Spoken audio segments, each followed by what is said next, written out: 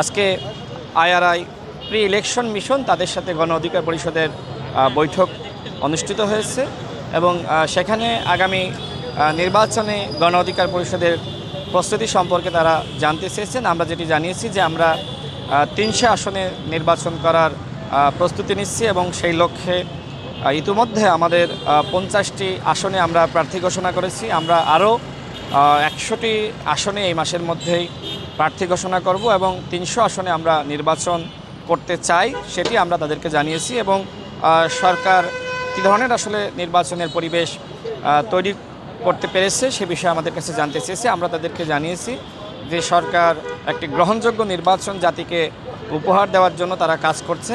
তবে জুলাই জাতীয় সনদ নিয়ে কিছুটা মতপার্থক্য সৃষ্টি হয়েছে। কয়েকটি দল স্বাক্ষর করেনি, 25টির অধিক দল আমরা স্বাক্ষর করেছি।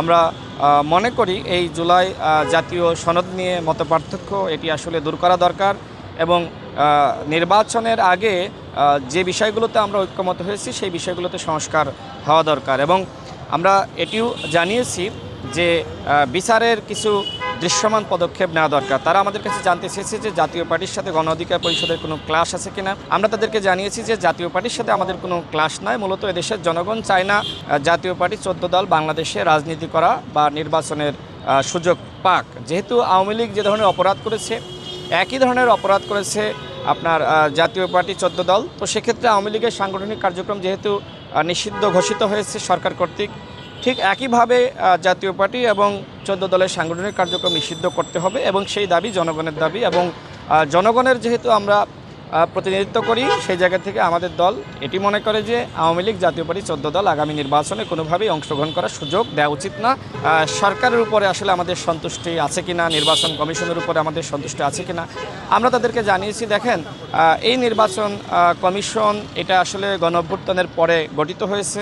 এই নির্বাচন কমিশনে যারা আছে তারা যথেষ্ট আন্তরিক, তাদের উপর আমাদের সেই আস্থা বিশ্বাসের জায়গাটা রয়েছে। যদিও এনসিপির সাথে সরকারের বা আমরা লক্ষ্য করছি যে আপনার জাতীয় ঐক্যমত্য কমিশন বা নির্বাচন কমিশনের এক ধরনের দূরত্ব আমরা দেখছি, বাট আমরা আশাবাদী হয়তো এই দূরত্ব খুব দ্রুত সময়ের মধ্যে এটা আসলে কমে আসবে।